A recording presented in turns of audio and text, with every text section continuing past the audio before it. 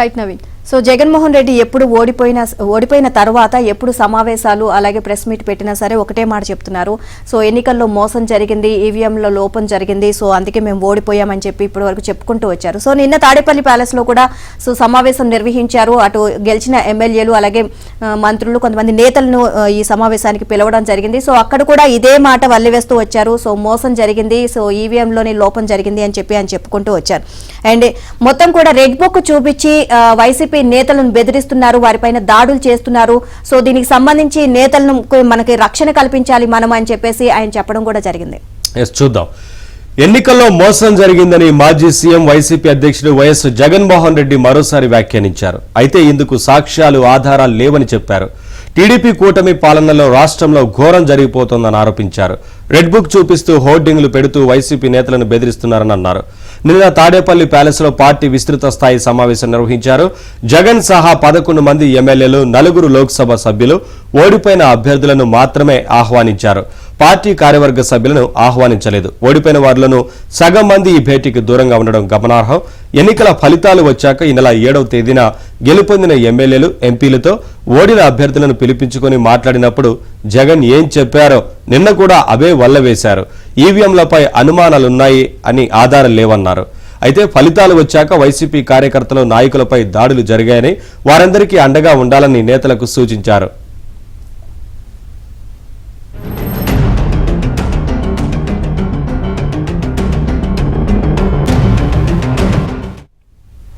ప్రత్యర్థుల దాడిలో మృతి చెందిన వారి కుటుంబాలను డిసెంబర్ తర్వాత తాను ఓదార్చుతానని, గాయపడ్డ కార్యకర్తలను పరామర్శిస్తానని జగన్ తెలియజేశారు.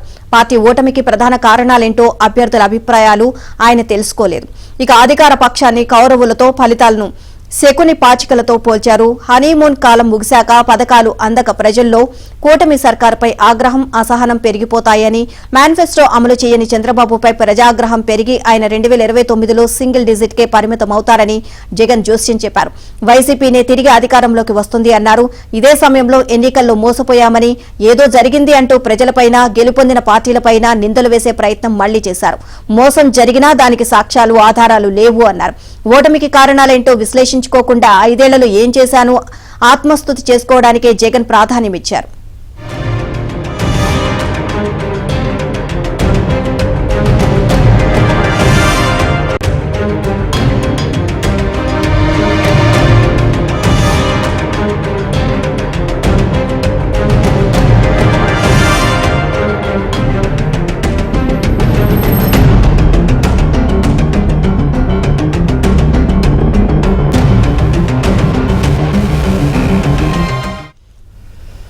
సమావేశంలో నేతలకు తాను చెప్పాలనుకున్నది చెప్పేసి పంపేశారని, ఓటమికి కారణాలేంటో తమ నుంచి ఫీడ్బ్యాక్ తీసుకోలేదని హాజరైన కొందరు అభ్యర్థులు తీవ్ర అసంతృప్తి వ్యక్తం చేశారు.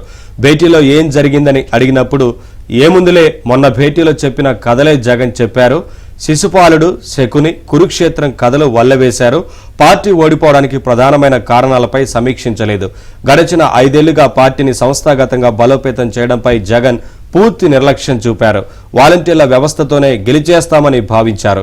కార్యకర్తలను 5 ఏళ్లుగా పట్టించుకోలేదు. ప్రజాప్రతినిధులను కలవలేదు, మాట్లాడలేదు. క్షేత్రస్థాయిలో ఏం జరుగుతుందో తెలుసుకోలేదు. ఐపాక్ టీం చెప్పిందే వేదంగా భావించారు. మద్యం ధరలు పెంచేయడం, భూమి మీద లేని బ్రాండ్లు తీసుకురావడం, నిషేధం విధిస్తానంటూ మరింత విశృంఖలంగా మద్యం అమ్మడం వంటి వాటిపై ప్రజల్లో, అందున మహిళల్లో ఆగ్రహం నెలకొంది. అన్నిటికంటే ముఖ్యంగా ల్యాండ్ టైటిలింగ్ యాక్ట్, పట్టాదారు పాస్ పుస్తకాలపై, జగన్ ఫోటోలపై ప్రజల్లో తీవ్ర అభ్యంతరం వ్యక్తమైంది. దీనిపై సమీక్షించకుండా తాను బటన్ నొక్కి పథకాలు ఇచ్చానని, తప్పకుండా వైసీపీకే ఓటు వేస్తారని భావించారు. కానీ తద్విరుద్ధంగా జరిగింది అని రాయలసీమకు చెందిన ఓ మాజీ ఎంపీ, సీనియర్ నాయకుడు వ్యాఖ్యానించారు.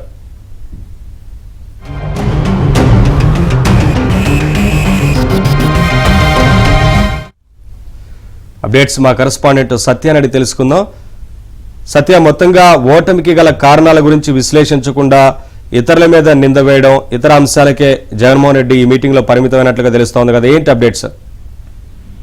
నిన్న ఏదైతే విస్తృత స్థాయి సమావేశం ఏర్పాటు చేశారో, ఎవరైతే గెలిచిన ఎమ్మెల్యేలు కావచ్చు, ఎమ్మెల్సీలు కావచ్చు, అదేవిధంగా పోటీ చేసినటువంటి అభ్యర్థులు కావచ్చు, వీరందరితో జరిగిన సమావేశంలో జగన్ ఇంకా తన ఓటమికి కారణాలు తానే అని అంగీకరించే పరిస్థితులు లేడని అర్థమైపోయింది. ఇదే విషయాన్ని వారు బయటకు వచ్చా కూడా చర్చించుకున్న పరిస్థితి అయితే ఉంది. సంఖ్యాబలం తక్కువ కాబట్టి అసెంబ్లీలో తామేమీ చేసేదేమీ లేదని కూడా వ్యాఖ్యానించడం, స్పీకర్ పదవి దీంతో పాటుగా పలు కీలక అంశాలు కూడా ఆయన ప్రస్తావించారు. ఎందుకు ఇన్ని పథకాలు ఇచ్చినా తాము ఎందుకు ఓటమి చెందాం, 2.70 లక్షల కోట్లు ప్రజలకు పంచిపెట్టాను, అయినా ఎందుకు ఓడిపోయాను ఇప్పటికీ అర్థం కావట్లేదని చెప్పడం, ఈవీఎంల మీద అనుమానాలు వ్యక్తం చేయడం, పథకాలు తీసుకున్న ప్రజలు ఎందుకు ఓటేయలేదు అని ప్రశ్నించడం, ఒక రకంగా తప్పంతా కూడా ప్రజలదే అన్నట్టుగా ఆయన వ్యాఖ్యానించడం జరిగింది. తాను ఇచ్చిన పథకాల లెక్కలు చెప్పడం, అదేవిధంగా ఐపాక్ కూడా మనమే గెలుస్తామని చెప్పిందని చెప్పడం లాంటి అంశాలు ఒక రకంగా ఆశ్చర్యానికి గురి చేశాయి. ఇంత జరిగిన తర్వాత కూడా ఆత్మ సమీక్ష చేసుకోకపోవడం,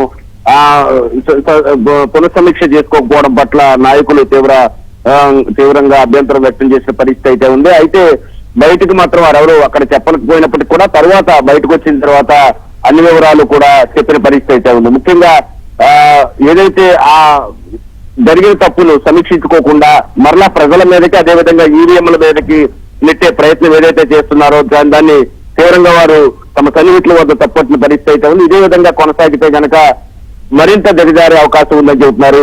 శకుని, అదేవిధంగా శకుని కథ ఒకటి చెప్పుకొచ్చారు, పిట్ట కథలు చెప్పడం ప్రారంభించారని కూడా వారు చెబుతున్న పరిస్థితి అయితే ఉంది. ఇదే సమయంలో కేవలం ఇది ఇంటర్వెల్ మాత్రమే అని చెప్పినప్పటికీ కూడా ఆల్రెడీ శుభం కార్డు పడిపోయిందనే అభిప్రాయం కొంతమంది వ్యక్తం చేస్తున్న పరిస్థితి అయితే ఉంది. ఇప్పటికైనా సరే మేల్కొని జరిగిన తప్పిదాలను అంగీకరించి ప్రజల వద్దకు పోతే తప్ప ఉపయోగం ఉండదని చెప్పారు. మరోవైపు పదే పదే మాజీ ముఖ్యమంత్రి తనలో సత్తు ఉంది, నేను మరలా ప్రజల వద్దకు వెళ్తాను అని చెప్పడం, ఓదార్పు చేస్తాను, ఏదైతే కార్యకర్తల మీద జరుగుతున్న దాడుల మీద ఓదార్పు చేస్తా అని చెప్పడం పట్ల కూడా అభ్యంతరం వ్యక్తం అవుతుంది. ఎందుకంటే వన్ సైడ్ గా జరిగే కాదు ఇవన్నీ, అణిచివేయడంలో తిరుగుబాటే కారణం కాబట్టి దాని మీద అధికారంలో లేనప్పుడు అతి తక్కువ ఎమ్మెల్యేలు ఉన్నప్పుడు వెళితే కనుక ఇబ్బందులు పడతాను తప్పించి ఎటువంటి ఉపయోగం ఉండదని కూడా చెబుతున్న పరిస్థితి అయితే ఉంది. దీనికి తోడు కొంతమంది నోటి దురుసుతో ప్రవర్తించిన నాయకులు, ఎవరైతే ఓటమి పాలైనప్పుడు కూడా నోటి దురుసుతో ప్రవర్తించిన నాయకుల పట్ల కూడా వారు అభ్యంతరం వ్యక్తం చేస్తున్న పరిస్థితి అయితే ఉంది. అయితే మీటింగ్ లో ఏం చెప్పినప్పుడు కూడా బయట తమ సన్నిహితుల వద్ద ఆవేదన వ్యక్తం చేస్తున్నారు. ఎప్పటికైనా సరే సమీక్షించుకోకపోతే పార్టీ మరింత అఘాతంలో పడిపోతుందనే అభిప్రాయం అయితే సర్వత్రా వ్యక్తం అవుతుంది. Thank you Satya, thanks for the updates.